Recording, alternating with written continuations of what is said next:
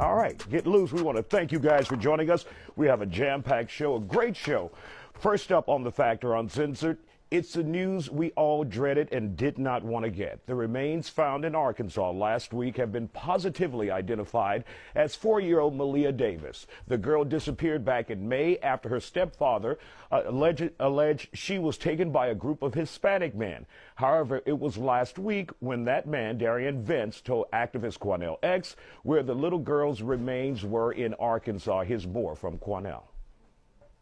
But my job from the very beginning was not to protect any adult in this. It was always about protecting that child, finding what happened to that child. If she is missing, let's try to find that body. That was always my goal, and I had to maneuver and be very strategic in how I did that, because if I just came out in the very beginning and say, you know what, this is my strategy, and I only want to find a child, and so I'm doing this because this is my strategy, well, then Darian never would have told me one thing.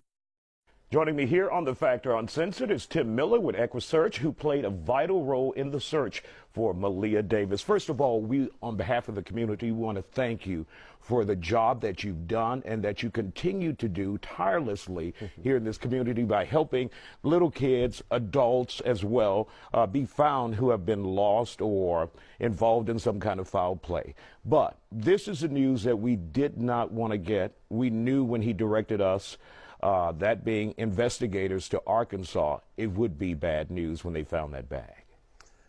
You know, I got the call the minute Quanell walked out of the jail, and he told me that the body was in Arkansas. We didn't know whether to believe it or not at that time. I called the detective, and the detective said, well, we have to meet. So the two detectives, Quanell and me, met. But when I was on my way up there, I was calling the airport and stuff, and I said, we need to charter an airplane. So when we met with him and went over the whole story, and it sounded extremely believable, I told him, detective, when time's not on our side. You know, we've got to fly up there. So, you know, it all worked up, and we flew up there. I'm going to tell you something. This site was something that still haunts me. And when you say site, you mean specifically what? Where her body was found. And, you know, after she disappeared, they had a lot of rain just like we had. It was in a ditch right beside the road. She was under the water for a couple of weeks, and it just got to that point where the water went away, and they actually had a cleanup crew out there cleaning up trash and stuff, but they did not locate her. When we was with the detectives, they actually called Hope Police Department and said, this is what we have. And the lady, sergeant with Hope Police Department, said, oh my God, they're just starting to mow beside the roads. And we said, stop the mowing, stop the mowing, and everything. So where he told us so they stopped the mowing, and Arkansas was out there actually searching at the exit that he said, and it was one exit off.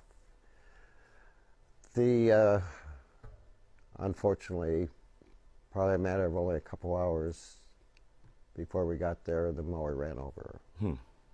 And the mower ran over her remains. The mower ran over her remains. I'm choked up now. You know, then there became a jurisdiction issue. Now the body was found in Arkansas, so legally it's an Arkansas case. Well, we wanted our little girl back here. And so everybody got them issues. They got a court order so we could send her, so we could bring her home. And I'll never forget Captain over there saying, what are you going to put her in? How are you going to do it? And we went to, I had one of the highway patrolmen take me to Walmart, and we bought an ice chest and put ice in it to keep it cool. And then a girl that was with me, one of our members, when I was in Walmart, she says, I'm going to go look for something. I'll be right back. And then she came up, and she still get choked up. She had a little girl's blanket with unicorns on it. And she said, the last thing anybody remembers of Malia is leaving here in a black trash bag. She's not coming home in something black. So we put that over. Incredible. There was not a word spoken on the airplane on the way back.